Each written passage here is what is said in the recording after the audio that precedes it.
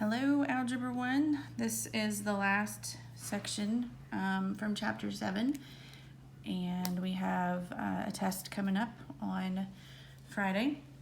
So let's take a look at example number 1. We're still doing the same thing we were working on yesterday. We want to use the zero product property. So the first thing we have to do is get our equation set equal to 0.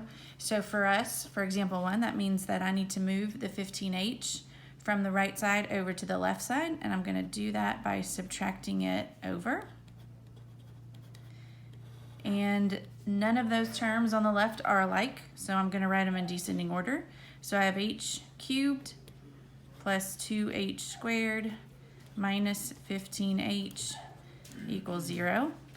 All right, so let's talk about this. This is a trinomial, so the first thing I always tell you guys to do is look for a GCF. All three of these terms have an h, so the GCF is h.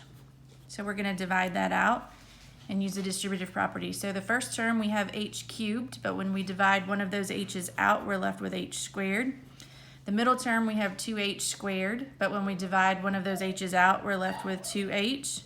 And the last term is minus 15h, and we're going to divide out the h, which leaves us with just a minus 15. So with the trinomial that we have left, remember we have some options. We can try the guess and check method to factoring this. We can use a sum and product chart, or we can ask the 3 questions to see if it's a perfect square trinomial. I am going to go with the sum and product chart. So my sum is positive 2 because it is the coefficient of my middle term. My product is negative 15. Because we took the 1 from the h squared and the negative 15 from the end and multiplied those together. So I'm looking for 2 numbers that are going to multiply to give us negative 15, but add to give us a positive 2. And the 2 numbers that are going to work are going to be positive 5 and a negative 3. I'm going to put both of those numbers over our leading coefficient. So I'm looking at the h squared, and it has a 1 in front of it, understood to be there. So remember that the denominator goes in the front, the numerator goes in the back. Also look at where your variables are. They're in the front of your trinomial, so they're going to go in the front of the parentheses. So the 5 over 1 turns into 1h plus 5. The negative 3 over 1 turns into 1h minus 3. Don't forget the GCF we originally took out, the h. That needs to still be a part of our answer, and we are going to keep the equals 0.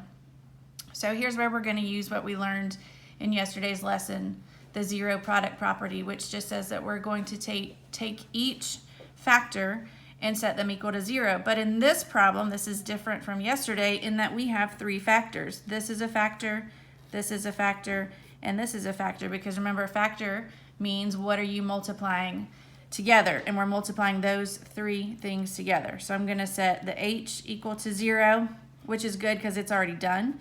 I'm going to set the h plus 5 equal to 0, and then I'm going to set the h minus 3 equal to 0. So this one up here is already done. Over here we're going to subtract 5 from each side, and we get that h is negative 5. And then lastly over here we're going to add 3 to each side, and we get that h is equal to 3.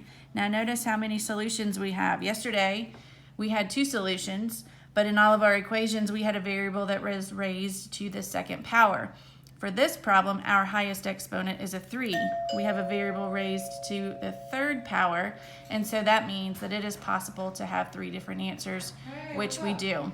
So we have h is 0, h is negative 5, and h is positive 3.